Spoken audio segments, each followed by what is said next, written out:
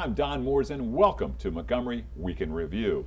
The 2014 session of the General Assembly is fast coming to a close, I should say, and the Committee for Montgomery is tracking the final legislation that's before the Assembly in Annapolis. Barbara Henry, the Managing Director of the Committee for Montgomery, has some thoughts on what has and what hasn't taken place in this session. On March 15th, the county executive sent his proposed budget to the county council. Jane DeWinter, who comments regularly for this program, will review some of the highlights and tell us how all of us can have the opportunity to participate in considerations regarding the budget. As usual, there are stories galore in this month's Beacon about health and wellness issues. Stuart Rosenthal, editor and publisher of this great newspaper, is here to tell us all about the April issue, including a special story about Andy of Mayberry. The Board of Education also has its own fiscal year 15 budget that it too has sent to the County Council for consideration. Fred Evans, who comments for this program, will tell us all about it and the latest situation following the all-important snow days crisis. Barbara, welcome. Thank you. Nice to be back. You know, as we spoke in 2013, leading up to this 2014 session, there was a little bit of optimism. I take it that's gone. Pretty much, that's gone. I think we had put a lot of effort and a lot of goodwill into a plan to get some school construction money, about $270 million. And I think the Montgomery County delegation had a plan in mind about how they were going to get support from other delegations, and it just didn't materialize. I'm so surprised. I mean, Baltimore took the state to the cleaners last year, and I thought if something good happened in Baltimore, shouldn't it also happen in Montgomery County? Is that not the way that Maryland works? Well, it is and it isn't. I mean, I think that from the Baltimore City side, what they're saying is, the deal we made with you last year was over transportation funding, and we don't feel like we made any deal with you this year over school construction funding. So it depends on who you talk to. But no matter who you talk to, we're not getting the money we really need for school construction. Now, I understand that recently the General Assembly on the House side put in a bill to study creative financing methods for school construction long term, so we may be seeing Montgomery Blair High School brought to you by Google Maps. I understand other issues. I heard something, Senator Frosch wants to make sure that we can't drive very fast on our highways even when there's no traffic. Is that what they've been doing instead of the school construction? No, well, they've been doing a lot of things. They've been doing dog bites. Well, and yeah. But they've passed 2 domestic violence bills, which are really good. That have been hung up in previous sessions. Yes. They've looked at legalization or decriminalization of marijuana, which probably isn't going to pass this year, but maybe medical marijuana will pass this year. I heard something recently about there may be a study. Correct. On that as There's well a study on years. the decriminalization. I think everybody's watching Colorado to see what's going on there. That was a very tricky issue. Yeah. And this kid just died. Yeah, Right. somebody Yeah. just died. Today. From that, It was the first death. But somebody who apparently must have been high on legal marijuana. But I think the critical thing that the General Assembly is finally taking some notice of is how to increase revenue. And quite honestly, there's only 2 ways to do that. We're either raising people's taxes or corporations' taxes, or we're increasing the economic pie. And I think Mike Miller and Mike Bush have finally gotten on to, we need to figure out how to make Maryland as business friendly as possible, so we're not constantly having to tax our own people, that we're increasing the economic pie and helping companies to grow here so they become contributing members. Because taxing Maryland really centers on taxing Montgomery County more. Yes, that's correct. And how is that argument, your argument going back to them about that? Is that's what's been successful in getting the business climate to improve? Well, Maryland is, I always say that Maryland's not a blue state, we're a navy blue state. So, if you can bring people along who are very progressive about the importance of economic development in their communities, then I think that's a direction we ought to start going. What are some, are there positives? Are there other positives? I mean, the domestic violence is incredibly important because especially the House Judiciary Committee chair for so many years bottled it all up. Seeming that his practice centered on helping. That's correct. Those who engage in domestic violence. Well, there is other good news. Like they're passing a minimum wage bill. It's probably going to be phased in over 2 years. It's the 1010 bill. And is that going to pass? Yeah, I believe that's going to pass. I mean, Okay. there have been. There was an Yeah. adjustment to it to Yes. extend it another 2 years. Yeah, I don't think that's going to happen. I think it's going to be the 2 years. With a lot of exceptions, though, right? Yeah, there's some exceptions, but not. I wouldn't say a lot. There's Okay. some exceptions. Okay, so minimum wage go up. What else? Well, I think the estate tax, you know, the modification of the estate tax will help. We're the only state in the union that's got two sort of estate taxes, and we're trying to eliminate one. I think that's really good news, in particular for people who live in Montgomery County and the upper incomes, but also companies decide, the single reason companies decide to relocate someplace is where the CEO wants to live. And if we make it convenient and attractive for certain CEOs to live here, then Okay. they're going to bring their businesses here. Anything else? What are some other issues? Trying to think. I think that's pretty much most of it in terms of. Where do you go from here now for Committee for Montgomery? You look back, you do a post-mortem, I guess? Yeah, we do that over sort of our meeting on Monday. We have a meeting on Monday at USG at 8 o'clock in the morning. We'll start of USG, the University of Shady Grove. And Yeah. are those meetings open to the Yes, public? they are. They're open to the public. We encourage people to come. And they The can more learn the about it by merrier. going to the Committee for Montgomery's website? Correct. Yeah. So we'll have a meeting on Monday where we're sort of, that's the last day of the session, so we'll Okay. sort of look back at what we did, and then in May, then we're really starting to bring in the legislators and have them help us debrief what happened and figure out where we go next. There's an election coming up. Yes, there is. And will the person sitting in the governor's office, will that make a big difference as to the direction of the state of Maryland from here? I think so. I don't think you want my personal opinion on this, and frankly, I'm not willing to tell you my personal Okay. opinion. Committee for Montgomery won't take a position on endorsing anyone. We Mm-hmm. never have. That's not what we do. But you know, there are large differences among the three candidates. But you're going to be preparing to work with whichever one is there and see if we can get Montgomery County's agenda through this We next always session. do. Right. That's great. Barbara, I can't wait to get ready for the 2015 session, starting in the not-so-distant future. Oh boy. Oh, boy. Thanks, Barbara.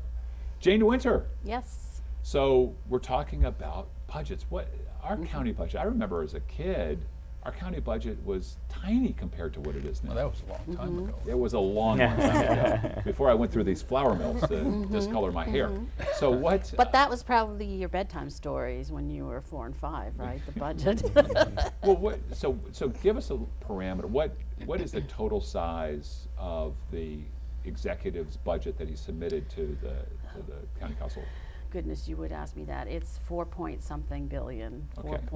4.5 billion. $4.5 billion, and that's generally it's about half between education and non-education, or is it Well, more now education? before it's more education now than it was before the recession, and that was really because the rest of the county budget had, much more Okay. significant cuts, where the education budget, even though they Okay. curtailed growth, didn't. But and this budget that's gone to the county council is a 3.3% overall increase from the budget for the year that we're currently in. Okay. Which includes some of the things, there's some restorations of services, some things, positive youth development, libraries. There's also a raise for the government employees, which Okay. is going to total 13% over 2 years. That's a That's a 13%. big- That's that's a a big big jump, increase. yes. Now, what is the justification by the county executive for that large a jump? Is it? Well, I think a lot of it is just that, there have been years with no increases, Okay. furloughs, et cetera. I think it's, okay, these people, it's been tough, so let's So it's a reward catch-up. them. It's a catch-up provision. It's a catch-up. I Right. mean, of course, it does differ because that's not what is happening in the private and nonprofit sector, that, you may be, even if you're ready to start giving raises, I don't know that there's going to be the whole catch-up Right. concept. Right. But Well, what are some of the other highlights? Is this a political document? I would think that since the county executive is running for Yes. re-election, that Yes. he's proposing some things that maybe the other candidates might not be so excited about. Right. Well, I think that rather than any one thing that any like pork or something, because a lot of things, there's a lot of increases, you know, trying to start restoring services or expand things for positive youth development, things like that, but none of them are As opposed enormous. to negative youth development? Positive youth don't know. development. I mean, positive youth development is really programs that help keep kids engaged in productive things, and it's, you know, it's more than just saying, okay, we're, you know, let's have some activity. Programs like it's linkages something, to learning, for instance. is one right. It's example. something that Okay. is a little bit of thought behind it in terms Okay. of how you're going to engage kids.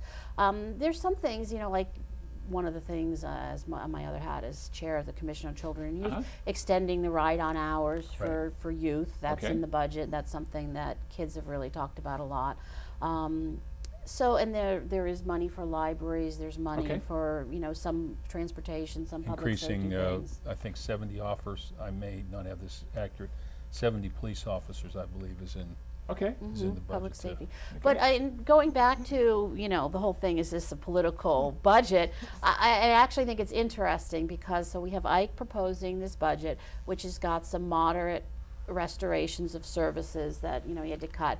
And then we have Phil Andrews, who is saying, you know, Who's pointing one of out the candidates? another one of the candidates who's currently on the council, Right. who has always, you know, is known as a fiscal conservative, is still, you know, saying, okay, you know, doesn't Okay. support all of the money in Ike's budget. And then Doug Duncan, on the other hand, Another candidate? another Former county executive. candidate who was the county executive for Right. 12 years before Ike, is out there sort of saying, well, you know, we should be spending more money on X, Y, Z, and most of which were things that Ike had to cut during the recession. Stuart, I know, is interested in seniors. What's any issues about seniors? Yes. What are the budget plans for that? Any issues? Yeah, there are a few things in terms of services for seniors, you know, staying in their own homes, some moderate increases in that, and then some of the health care programs affect seniors also. Okay. The county executive's senior budget cabinet has spent a lot of time going over what the main concerns and issues are, and I think the county executive has been responsive. That's one of those. Right. Staying at home as long as you can is a big thing. And you've talked a lot about that on the show. Sure, and we Right. have our housing sections coming up the next 3 months too. So yeah, The villages, the village. all kinds of things. Yes. Staying at home, I mean, the health village care, is all one kinds model, of issues. but yeah. Right. So any other highlights you wanna talk about here? Well, there was one thing that caught my eye. We've got about 40 seconds. Okay, partly because I was going over it on behalf of the Commission on Children and Youth, and he's suggesting the creation of something called the Children's Trust, which is going to be sort of a multi-agency, private-public partnership to ameliorate or help the conditions that create educational gaps or deficiencies in children. So my main question is it duplicative Okay. of what we already have? 'Cause it sounds like we've got a lot of those already. don't Yeah. we? Okay. Yeah. Well, Jane, thanks. We'll be looking for more information as the budget cycle continues on for this year. We'll be right back after these messages.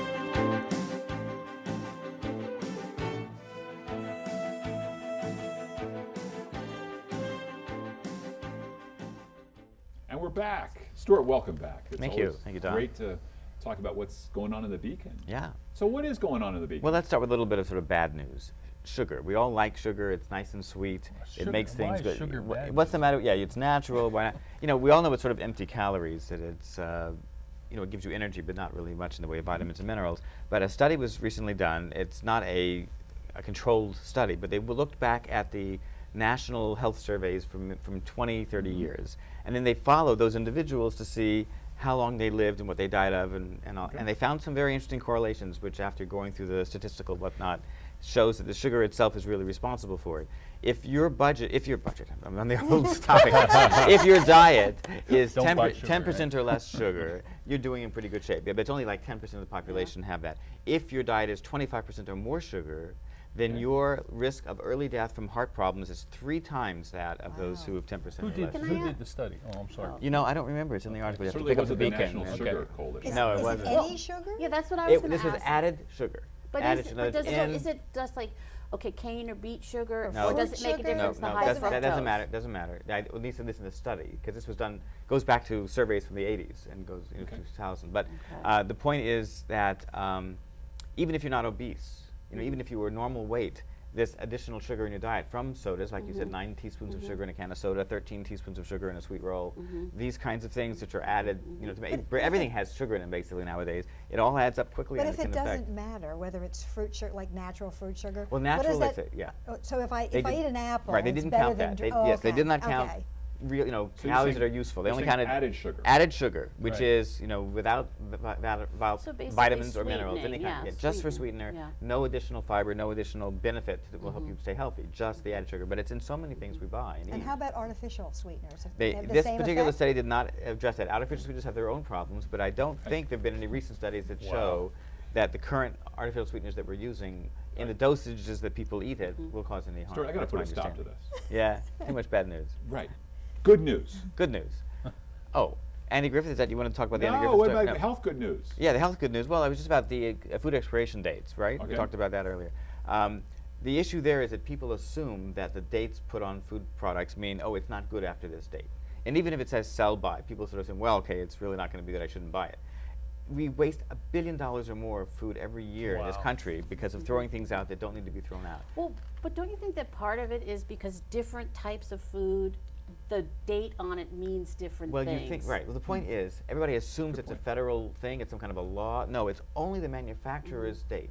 And the date, they put them on there like we've talked about other things, you know, just to sort of protect themselves. They put them on saying, this is the period through which maximum freshness can be assured. But after this date, it's going to start going downhill. But it's meant to be good for another week or so or more. But also, it's not like maximum freshness is like a technical term. It's just their term. No, all right? of these things, all these things are, but I'm saying it's not a safety issue. None of these things are unsafe inherently because they passed the date. And even when it's an expiration date or a sell-by date, you know, it can be, use your judgment, you know, keep it cool, you know, and make sure that it's been protected in the right environment. If it's milk, you know, you keep it in the fridge.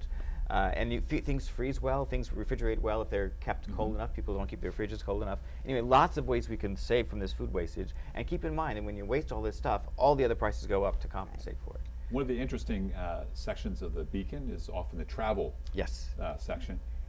Interesting place. I mean, this isn't Rome or Paris. It's not Mount Olympus, it's Mount Airy. Not in Maryland. Mount Airy, North Carolina, right? Not to be Carolina. confused with Mount Airy, Maryland. What happened in Mount Airy, North Carolina? Some years ago, 90 years, I forget exactly what, Andy Griffith was born in Mount Airy, North Carolina. He created the Andy Griffith Show, and he, you know, established that wonderful town of Mayberry with Aunt Bee and Right. the, and the Right, saloon right. and the sheriff's Bee? station and so on. That was based upon the town he grew up in, Mount Airy, North Carolina, and they have so adopted the persona that now everything in the town basically is around Mayberry. They have this annual Mayberry Festival, and all the actors who are still alive come back for it. And they have Floyd's Barbershop where you can get a haircut for $8, and they have the Cool. Opie's, you know, soda jerk fountain, and Right. and they take you around on tours in 1963 sheriff cars, black and white, you know, with the sirens.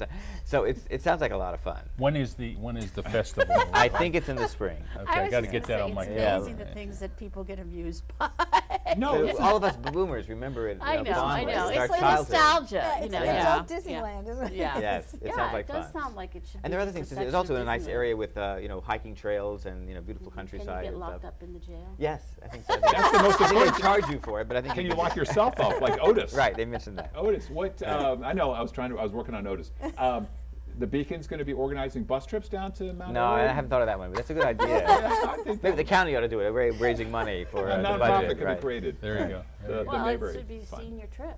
That's a great idea, yeah. Well, next month we'll have more, right? Yes, and also our housing session coming up in May, June, and July, so we'll talk more about seniors staying in their homes that way, too. Can't wait. One of the high points of our year. Thanks, Stuart. Appreciate it. All right. So we had Stuart as kind of a fun Comic relief. time in between budgets. We've had. You're the third. You're the third of three budgets Right. here. School budget. But before we get to the school budget, can we talk about school days? Because I am Snow days. confused. I mean, snow days. I'm so confused about snow days.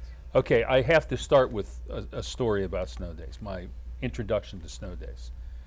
In 1970, I got up in the morning. I had a 63 Oldsmobile, lived in Rockville in an apartment. I was teaching, my first year of teaching in Montgomery County. I went out, scraped the ice off my 63 Olds, drove to work. I was teaching at Wooten High School.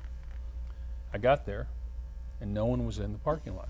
There was not a car there. I looked at my watch, I said, I'm on time. Huh? You're from a snowy place too. This, Pittsburgh. Pittsburgh, It's not right. that snowy. But So it is, but I mean- I walked into the office, the building service manager, Mr. Spriggs, never forget him, a great guy. I said, Mr. Spriggs, what's going on? He said, he looked at me as if I was from another planet. He said, Mr. Evans, school's closed today. I went, what? What for? He said, it's a snow day. I went, what? So that was my introduction, where I learned you have to listen to the radio or the TV before. Okay, that's my Okay. little story. What the school board has finally been approved for by the State Department of Education is that we are extending the school year now by 2 days. Right? It'll be Monday, the 21st of April, which is the Monday after Easter. Right? And then it'll go an extra day to June 13th, which is a Friday. Okay. And technically, for kids, it'll only be an extra day and a half, because the last day of school is a half day, and no one shows up anyway, because it's in high schools especially, because it's final exam schedule. So that's what was accepted by the State Board of So Fred, Education. is there some formula for how the state decides who gets a waiver and who doesn't get a waiver? I think the formula is designed based on, well, the basic rule is you have to attend 180 days. Montgomery builds in 184 days to compensate for potential, so we never often don't have the problem of having to ask the state.